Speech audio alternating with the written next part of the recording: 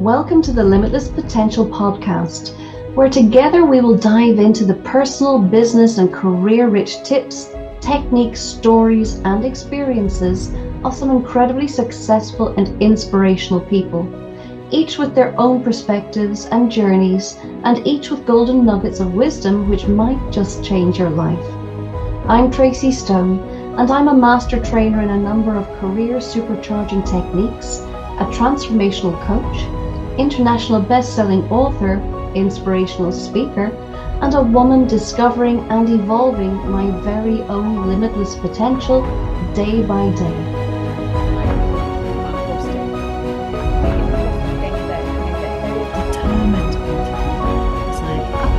I went to yoga and one thing you're going to stand up on your stage. Celebrate yourself. Spiritual things are very second and her. And so once a week, each of you take. Now I got that message and I see this happening many times again. I see it in a positive way. Hi, and welcome back for another episode of Limitless Potential. I'm delighted today to welcome a really good friend of mine, one of the most wonderful people that you will ever meet. Her name is Inês Vaz Pereira.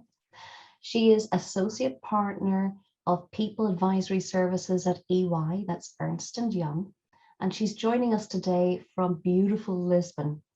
Now, with more than 18 years of experience in consulting, strategy, innovation, and technology in multiple sectors, Inês is an inspirational leader who has a natural talent to engage people in successful journeys of change. I know this because I've seen her in action many times. She is special. So Inês has led technological transformation projects in energy, in retail services, telecommunications, aviation, technology, banking, construction, insurance, and also the public sector. So what Inês doesn't know about fixing problems and making things better is not worth knowing. She joined EY, that's the famed top-tier consultancy Ernst & Young, in Portugal in 2021 and is Associate Partner in People Advisory Services.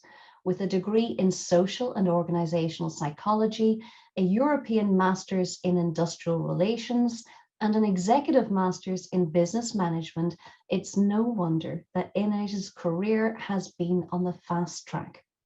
In fact, she has, through her inspired leadership and delivery style, garnered a top-class reputation, resulting in many exciting growth opportunities. And she's here with us today to talk about her journey and how she taps into her own amazing limitless potential. Welcome, Inês, and thank you so much for joining us today. Oh, wow, Tracy, thank you so much. It's my great pleasure not only to meet you again as my dearest friend, but also to be honored to be part of your network and of this amazing project that you're leading and that you're truly making the difference in helping people to grow.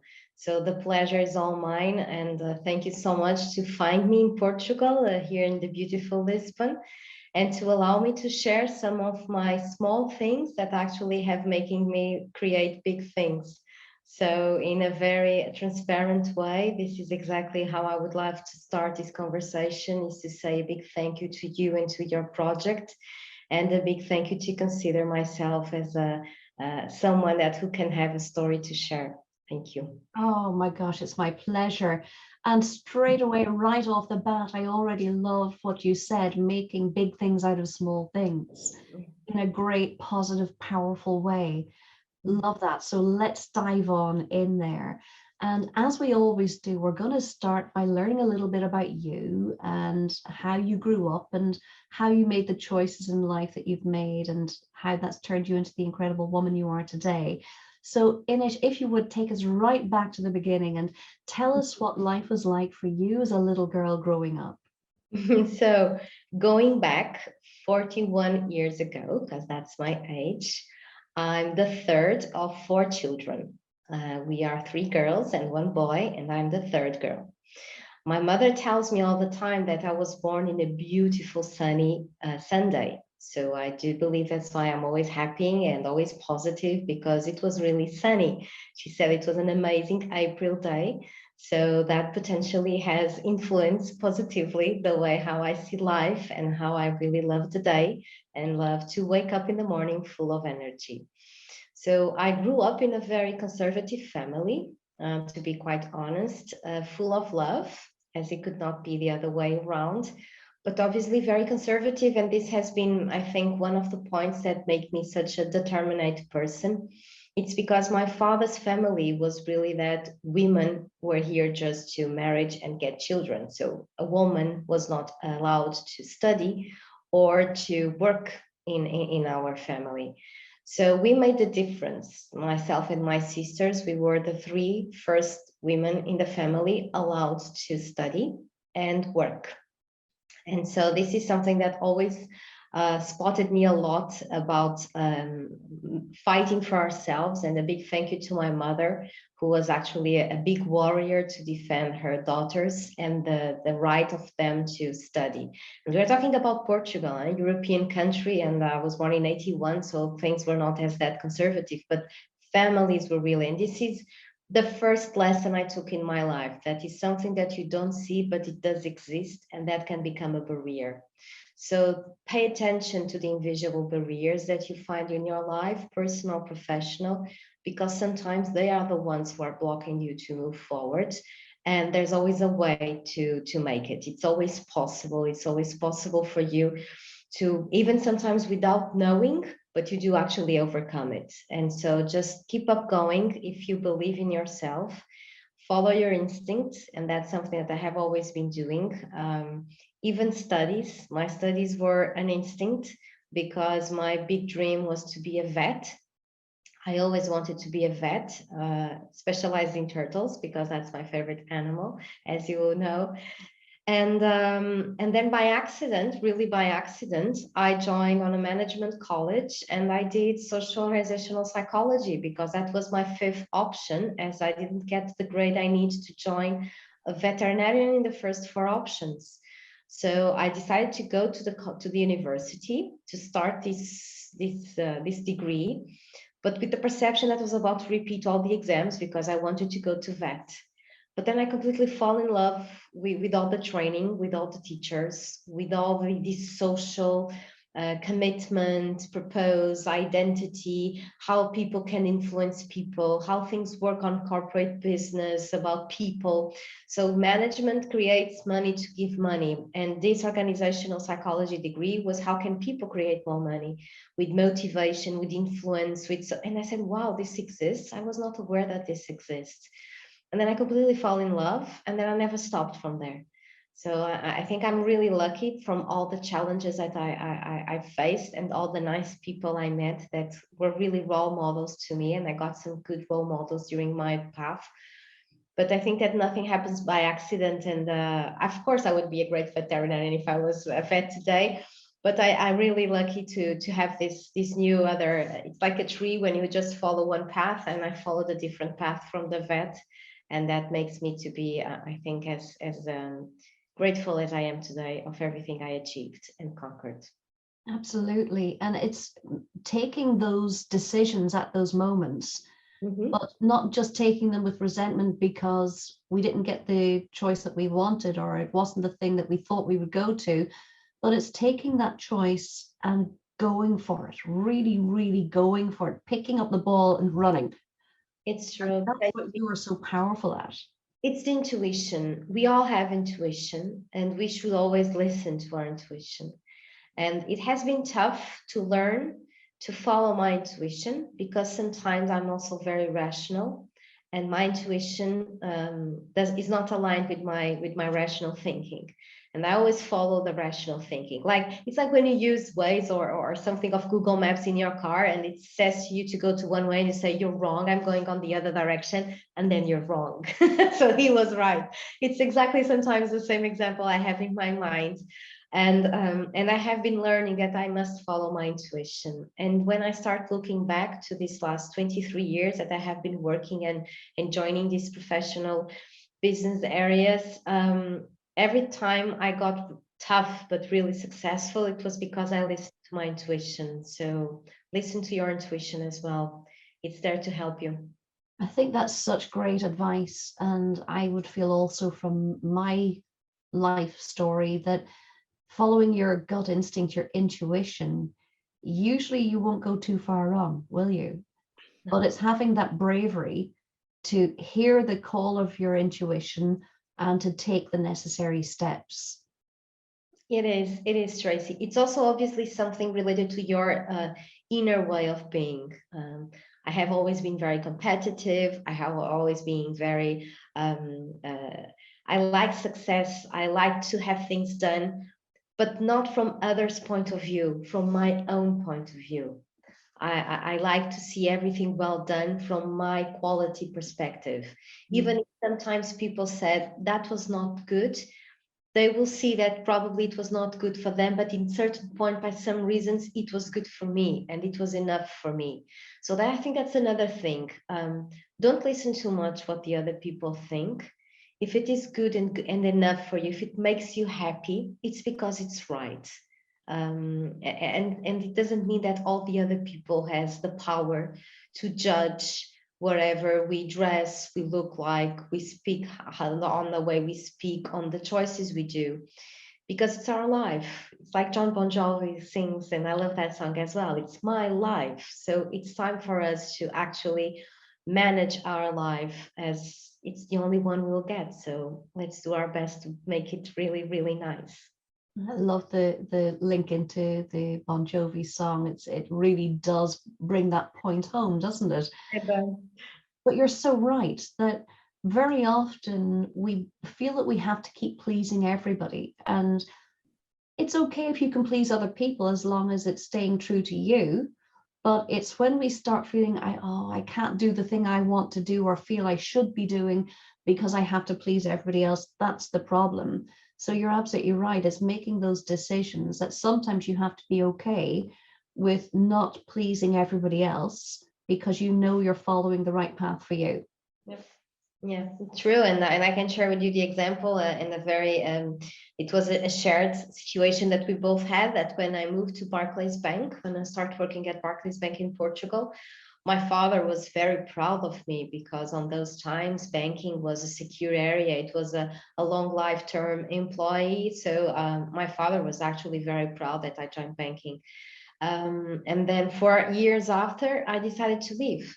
I got an invitation to start my career on the technology side, and I decided to go. And like I always do, I make my decisions, I solve things, and then I call mom, dad, I have something to tell you. But it's not a problem. I got already the solution. So this is how I always manage my life. Whenever I tell someone a problem or a situation, I always have the solution. Otherwise, I keep it for myself until I have the solution. And I do this even today with everyone. And my father was really, really mad with me because how was that be possible that I would change a fixed and very well seen employee, a job like being in the banking and an English bank and so on. I said, but I feel I need to change something inside me. And I was very good at Barclays. I have a great career in front of me, but I felt that no, you should move. You should do this. You should take the chance. You should risk, because it's a technology company, Italian, a different culture. You'll be managing several multiple customers. It will not be only one internal customer. So you will grow, you will learn, it will be tough, and so on, so on. And I said, no, I want to do this. And then 6 months later, we all know what started to happen to the banking. And thank God I moved. And my father tells me a lot that I teach him, I taught him some lessons in life. But one of them is that there is no such thing anymore as a long-term security job, and that he learned to trust on what we decide because we know what's the best for our lives and not them. And this is a very important thing for me to hear, because obviously I love my father, he's my best friend and he's very important. But it's good to know that he's always flexible as well mentally, to understand that it's not because of the age that he has and everything that he lived. He knows what I need to do to my life. He trusts that I make the best decisions on my life, whatever they are. And so that's the beauty of doing the things that you do and need to do, and you do actually comply to what makes you feel okay with it, and don't break to the other people's opinion. You're so right. And it can be very hard when it's family members, because your family members know you as their little girl or their younger sister or something, you know, or the little sister that they pushed around as you do in childhood.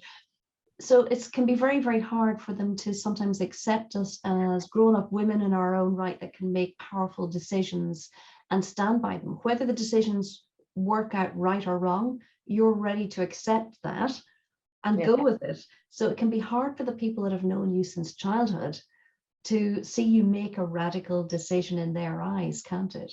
Yes, yes. And that's give you confidence as well. Yes. Have someone that in that moment it was really tough to make my father agree with the change I decided to do. And then later on, having my father saying, I'm really proud about what you did, the risks you took, and how you move forward against everyone and everyone's opinion. That gives you confidence. And then that's when you start to build your breaks. So you start to build your castle. We have a very famous Portuguese author that says, stones in the way, it's not a problem. I will build my own castle with those stones. And that's exactly the metaphor that I think we should do with every stones that we found in the way. They're there obviously for a reason, and but if we follow your instinct and if you do believe on your capabilities, be humble. I think it's important, right? And I have been learning that being honest, being faithful to yourself, and being humble is super important as well to overcome these challenges. I love what you said about the castle. I'm writing it down here. It is. I'll give you the name of the author. It's an amazing Portuguese author. That is beautiful. That really is. But that resilience that you have inside of you to take decisions. And I love your technique of, I understand the problem. I'm going to find out all I can about the problem. I'm going to find the solutions, and I'm going to make my decision, and then I'm going to share it with people. Because guess what happens? When you start sharing it too often, you get too many opinions. And then you become beholden to pleasing everybody, and they're all giving advice, and it doesn't always feel right for you, but you feel stuck in a position that you have to please them. So it's a very powerful way to do it. Now, people might say, yes, but where do you get that advice from? Are you shutting out the whole world? Well, no, you're not. Can you talk to us a little bit about how you made that powerful decision for yourself before you then announced it to your family? Yes. What happened in this particular situation also happened when I decided to buy my first house, when I buy my second house, or to move to SAP, because I also joined SAP, or then moving to Ernst & Young. And now on my daily basis, whenever I have problems, because obviously managing 4 teams and having a lot of things, we do counter a lot of challenges, and I need to find solutions. So normally it's, we need, Tracy, you taught me a wonderful sentence that I use all my life, and that's the only answer I can give you. Go slow to go fast. Do you remember that? Yes. You taught me this, and I tell this all the time to all my customers in all my workshops and to all my teams. If we don't stop and think, we will not do it right. So go slow at the beginning, think, study, do research, test.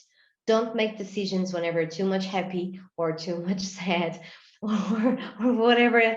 Don't sleep over things. And then the next day, your first idea when you wake up, that starts to give you a path, that starts to give you an answer. So go slow, even if you don't have time, but don't matter, you'll have the time. Go slow, and then you'll go fast. I love it.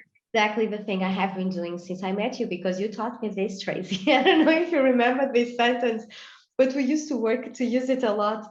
And it's really the technique I use. So of course there are problems and problems. And according to that, sometimes without letting people know that I found this problem or I'm trying to deal with this problem, I do my research. I speak with other people, out of the box people. So the blue ocean strategy for me, it's one key. It was one of the books that most actually highlighted me about how easily we can see the half full glass and not empty. So speaking with other people, trying to see different examples, reading, hearing podcasts, speaking with people, dinners on Saturday, speaking about things that are related at all with the problem I have. And then at 4 a.m. in the morning, I woke up and that's it. At 4 a.m. in the morning, with absolutely no reason for waking up at that time. And it comes. And then don't make the decision in the immediate, give a little bit more time, and that becomes to sort it out. And then it's the willing to take the risk, because sometimes you don't find the right solution. Sometimes you just find something that you put in a balance and you think, okay, both are worst, both are very bad, which is the less worst. So you just choose the one, and then you just continue to amend and to correct and to make it work. Because at the end, it really makes work. And whenever I don't follow the go slow to go fast, that's when I have the biggest problems after to solve. It's so true. It really, really is so true. And when we make decisions in very heightened situations, whether it's our own emotional state, like you said, if you're too happy, you're kind of ignoring some of the pitfalls perhaps, or if you're too low, too sad, you're focused only on that. So you've got to kind of wait for that emotion to pass. Or a moment even. I mean, you may not get all of the emotion to pass, but you need to get yourself into a little moment of clarity where you're not making decisions based on that. But also often we find that when we have to make quick decisions, it's because other people are pushing us to make a decision. But it's okay to say no. It is. Make a decision when I am ready.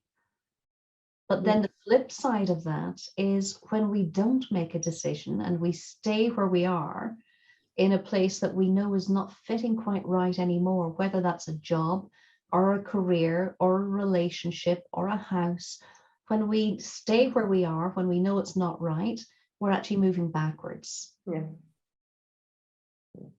We should take care of ourselves, because going back to places where we were brave enough to overcome, it's really, really risky. So we should have the awareness of the battles that we won with ourselves and with others, like friendships that really disappointed us, or a manager relationship that was not as that confident as we should. Whatever is the situation, we need to build our structures.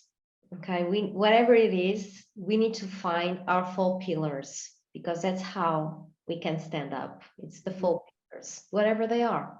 There's no magical name for those pillars. Each one of us needs to find their own.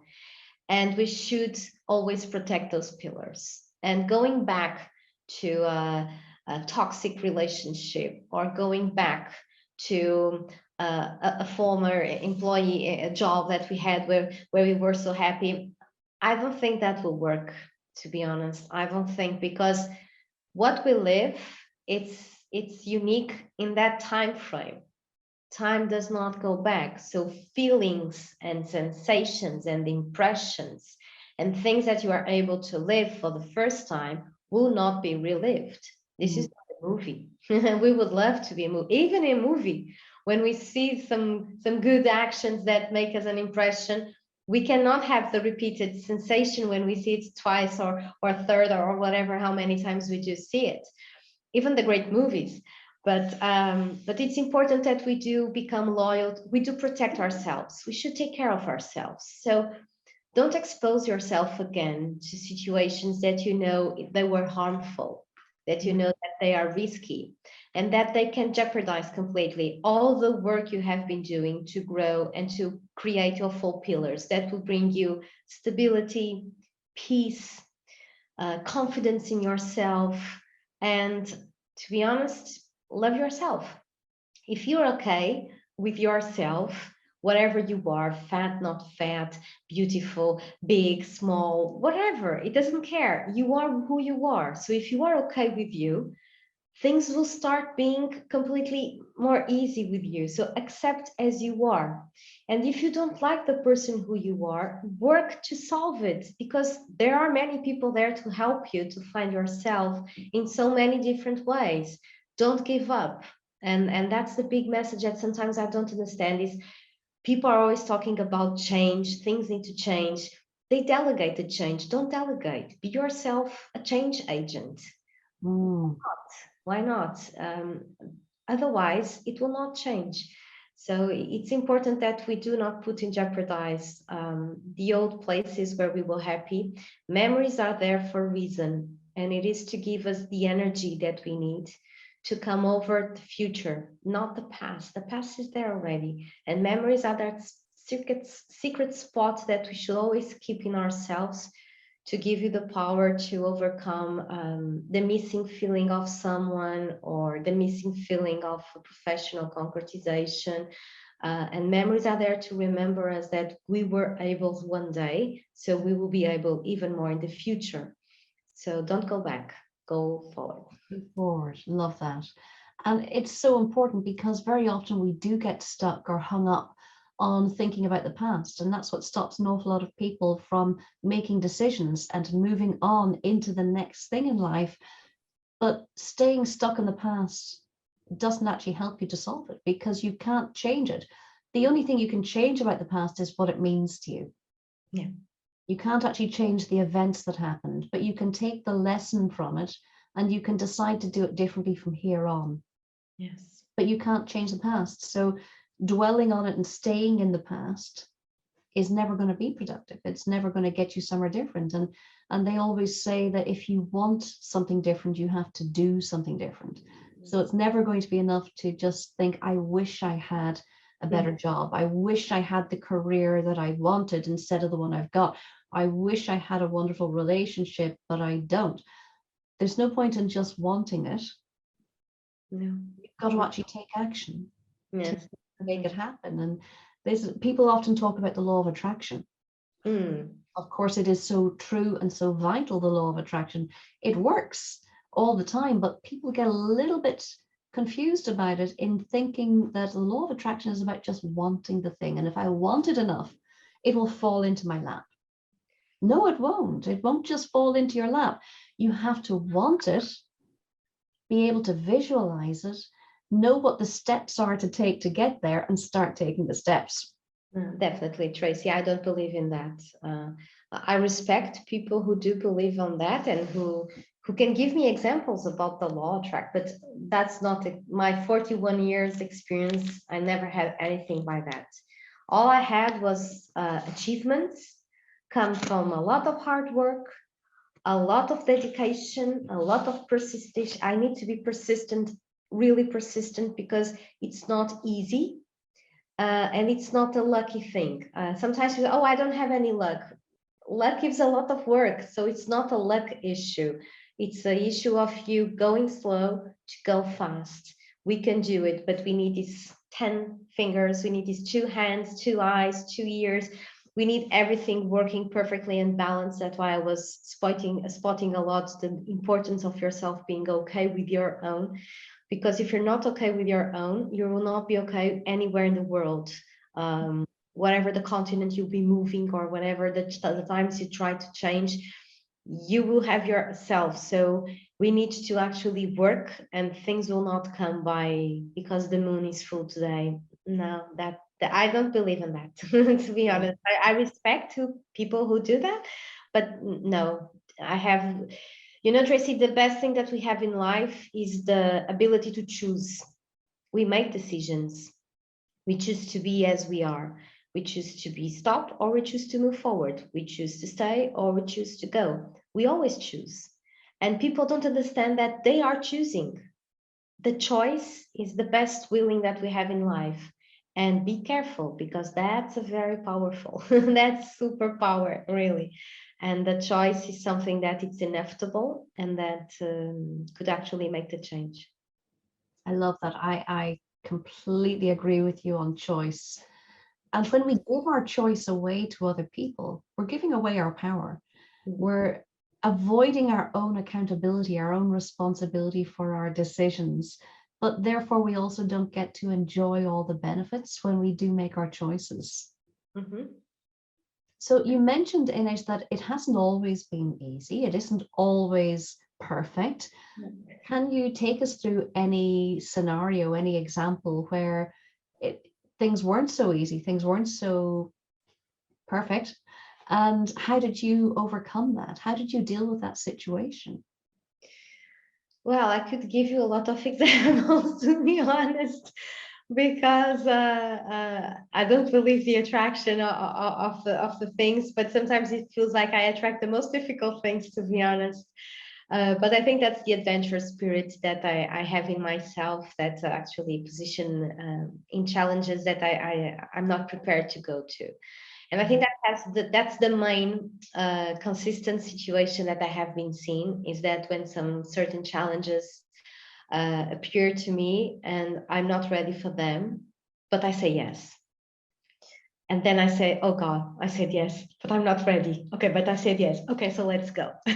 Let's think and let's do. And then we start having experience, and the experience is also good, because there are some decisions that 15 years ago could take me time to make. And now, according to my experience, it's easy. It's funny. Sometimes I laugh with myself. It's funny to see how we can now make some decisions so quicker due to experience, due to the things that we have been seeing and learning. From a professional point of view, I think that since I moved to the Italian company from after Barclays, things have been very intense in terms of difficulty, of challenges, in terms of opportunities I have been given. I remember very well of going to Paris, because I was called to an emergency meeting from the management of the company, because the Italian company was sold to a French company. And so the new CEO of the French company wanted to speak to me. And I remember perfectly doing the trip that was booked from a Friday to a Monday. So it was very critical, the meeting to happen. And I remember thinking all the travel that they're going to close, they're going to dismiss everyone. I'm going to unemployment. My father was right. Oh boy, what am I going to do now? And then when I arrived to that meeting, the CEO asked me a challenge, if I could be the managing director of the French company in Portugal for 1 year, with the certain conditions that it will be on a testing perspective from her. But if in 12 months I would given back everything I had to, according to the managing director position, I would continue this, and the company will continue to bet in Portugal office. I remember to say immediately yes. Yes, we can do that. Yes. And then I remember going back to Portugal and hearing the noise of my knees backing into each other. I said, oh God, what have I done? What have I done? How am I going to do this? And it's easy to overcome this situation when you start thinking, my first thought is, I'm not alone. Okay, maybe I don't know how to do it, but this is always a circumstance that I have, even on the other challenges I have been taking. The first thing I think is, I'm not alone. I have a team. I have people. So they will be my arms, they will be my legs, they will be my ears, they will be everything for me to put the strategy in place. So, and even when I am alone, that's the first thing I have to do, find a team, because I'm not able to do it alone. Professional. You need to have someone, you need to have a network, you need to have partners, you need to have a team, you need to have an anchor, you need to have someone that actually is there for you. So that's good to know that you're not alone, because Tracy, we are not superwomans or supermans. And sometimes when we take too much on our own, that's also a mistake. So so I always think in this way, who is there that can support me on the strategy I'm going to take? And then it's the exercise about thinking, how am I going to solve this? So where do I want to go? And then sometimes the exercise I start doing is the exercise of day 3 of the workshops that we used to do on reengineering. That is, the sky is the limit. Imagine you have no budget problems, no people problems, no limitations, no law issues, you have nothing. What would be the dream that you would create? and I just designed the dream. Then I come back to the earth and I say, okay, it's not possible to have the dream, but there are some clouds on the dream that I can create. And that's how the strategy starts to move forward. So I use this technique a lot, and even in my personal life. And that's how things start moving forward. And then it takes time. The only problem here that I'm not yet able to fix, it's time. Because whenever you grow in your career to companies that are very competitive, that time is actually money, sometimes you don't have time to put this kind of strategy in place because it will take you so long to take the results according to the need. So they need in 3 months results. And this technique can take 9 months. And that's a risk to make people believe. So what you have to do, communicate, be transparent, share the strategy, hear some advices sometimes, but bring people along to the commitment, bring people along to the purpose, show them the light, and they all see the path they have to do to go to the light. Make people trust in you, and people trust if you're honest, if you're transparent, if you're there, if you're really a transformative leader, people will follow you. And that's how I have been overcoming. So my first learning was on this French company. My second learning was on the German company that I joined it. And 6 months after, they just extinct the role that I was giving. And I just said, what am I going to do 6 months after? Am I going to leave this company or what to do? And so I just decided to move forward. Let's work, go slow to go fast. Okay, I'll pick HR. HR is my comfort zone. I know how to do it. Okay, but this is technology HR. Okay, no problem. There's a huge company. So the Blue Ocean, I'm not alone. They have accounts. They're built by segments. So if I just start speaking to the right people, he's the resistant people. So I'm not going there now. I'm going to the collaborative people first. So do your analysis, build your strategy. Then the influencing process starts to go along, and etc., etc. And that's how I always overcome. And the good thing today that I'm only 41, I'm very young, but the good thing today is that whenever I find challenges that are overwhelming my head about, oh boy, this is the first time I'm going to make it, I use my memories. But you made it so well in the past, you made it so well with other people, you will make it this time as well. Go girl, you can do it. And that's how I find myself. I'm being quite honest with you. I don't know if that was the answer that you should. I love it. I love it. No, It's absolutely wonderful. Learning from your own experiences and becoming your own cheerleader. yeah. I think one of the brilliant pieces in there is I'm not alone, because that is the block for so many people in so many ways. Whether it's people who start to succumb into anxiety and depression, or fear within their career, fear within their job, fear within their relationship, it's the feeling of being alone. And we reinforce it by telling ourselves, I am alone in this, I am on my own. And when we reinforce those words, that becomes our truth. Yes. So you were doing the opposite. You were diffusing that by saying, you know what, I'm not on my own. There is a team of people here to help me. There are people here that will be my arms, my legs, my eyes, my ears. I have people that are going to work with me, and we will do this together. So I'm not on my own. That's so powerful. It's so important. And to know that you're not on your own is vital. And most cases, we are not on our own. Even when we're telling ourselves, I am alone, if we just stop ourselves in that moment and say, hang on a minute, I'm not on my own. I have a friend. I have a colleague. Maybe I have a colleague and I don't have a lot of friends, but maybe I can go and talk this problem through with my colleague, even if they're not yet a friend. I am not alone. Find a way to not be alone in it. Yeah. And do you know to whom I must say thank you about this automatic mindset I have? Who? To Teresa, Joana, and Miguel, my 2 sisters and my brother. Because my mother, she had in 5 years the 4 children. So we are very close. We are very close in terms of, and they were my first team in my life. They were, because times were tough and we had to split everything. We have to share everything, not only toys, but even books, schools, clothes, everything. We had to share. It was for children. It was not easy on the 80s for children. My father was the only one working. And they were my first team, my first awareness that together we are much more than alone. And I remember, Tracy, that whenever there was a problem at home, that we broke something, and my father called us all before in line and said, "Who did it? Zip it. Who did it? Zip it." So it means that my father always say, if you don't say who did it, you all go the floor for grant, and we all go the floor for punishment. One for all for one. And that's how I grew up. This is my automatically mindset. It's one for all and all for one. That's amazing. I love that. So you learned to be a team player very early on. Very early on, yeah. And that is such a powerful learning, isn't it? Because so many people don't feel part of a team or don't like to play as part of a team, particularly in their jobs, in their careers. They tend to focus only on them.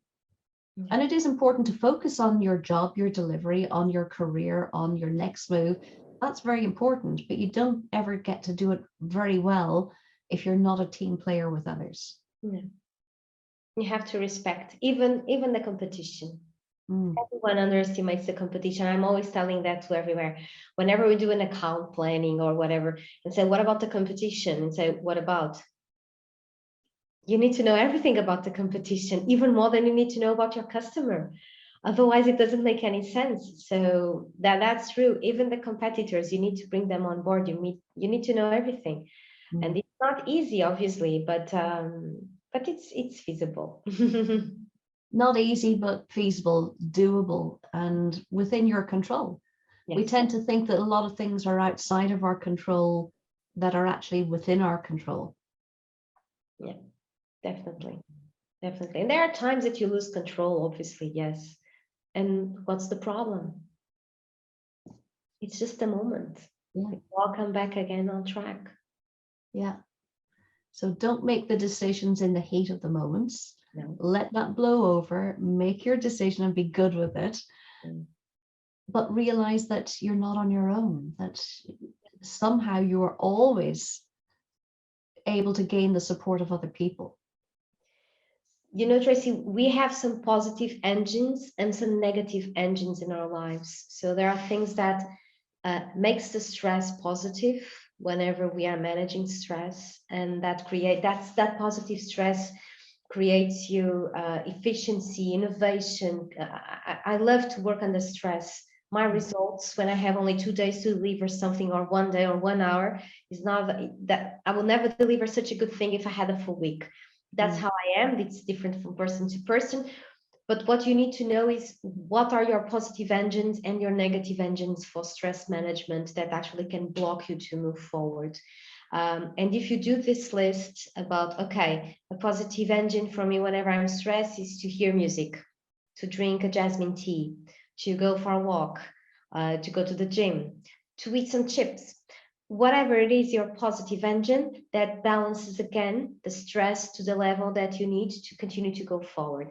But if continuing to work a lot of hours, emails, highlighted on the phone, whatever, a dog barking, whatever, just find a list of your positive engines, find a list of your negative engines, and work them in your life. Having a nice candle settle up, that's a positive engine for me. So whenever I'm doing home office, I always have a candle here with me because that helps me. It's not there, I'm not seeing it, but it's there. So it's a positive because I have a lot of things to do, a big agenda and so on, and a lot of responsibilities. And get your positive engines as well close to you, because they will also are some tools that will help you to manage your small things in life that really stresses you and sometimes blocks you to move forward. There are some days just close the laptop. Tomorrow it's another day. You'll be thinking better on tomorrow. But I have a lot of things to do. Don't worry. I'm sure close your laptop. Today it's day to close the day. Tomorrow it's another day. Things will be fresh. Nothing better than a good morning. So and it works and it works. And it's good to see that people actually benefit with these small techniques that actually help them to improve and to grow. But you're so absolutely right. Positive engines. I've never heard it put that way, and I love it. I have a positive engine right here, which is always near me, my hand cream. Exactly. It's a small, easy thing. Another positive engine is right here, lip balm. Exactly. They're small things, but I feel comforted knowing that they are within reach. And when I'm feeling stressed or something, I take a little moment out, put the hand cream on, and somehow things feel better. Why not? Why not? So surround yourself with your positive engines, find out what they are, and just entitle yourself to have your positive engines. Yeah. Love that so much. So lovely, Inês, tell me what's coming next for you. What are your big dreams? Big dreams. I'm a dreamer. So I love to dream. I need to have always dreams, otherwise life will not make any sense at all. So I need to have dreams. Personally, I will share with you. I would love to be a mom. So it's in my dream to become a mom one day, because for me it makes total sense. And I think that there's no point in my life if I'm not get the chance to bring a child that will be so much better than I am, and so more full of love. And I just hope to give that child all the conditions and all the good learnings that my mother and my father had the chance to give to me. So definitely that's one dream, and it's a very special dream for me, to be honest. So I feel completely comfortable to share that with you. In terms of professional, well, I'm having an amazing challenge. I love working at UI, to be honest. It has been one of the most challenging professional situations I have been dealing with, but amazed. I'm completely in love with the company and with everything I'm being able to do, with the teams I'm being able to build, and with the purpose that I do actually have a fit about the company itself. So obviously I would love to become a partner, because it's a great achievement to become a partner, not because of the title. I don't care about the title. It's about how much and many things I can do different and contribute if I get in a partner situation, not only to the teams, but as well as all the network that we are working with, all the customers, all the innovation, all the space, all the decisions, all the strategy. So how good could be to continue to contribute to the growth of this great HR, because People Advisory Services is an HR stream and service line that we have very dedicated and specialized. And it will be amazing to, from that path, always continue to learn.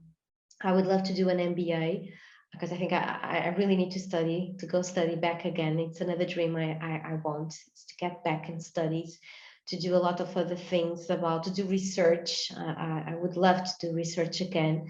So thank God I'm going to live until 100 years, like all my turtles that I'm in love with, because I need time to do all the things I have to do. And who knows if I would not become a vet even one day? Who knows?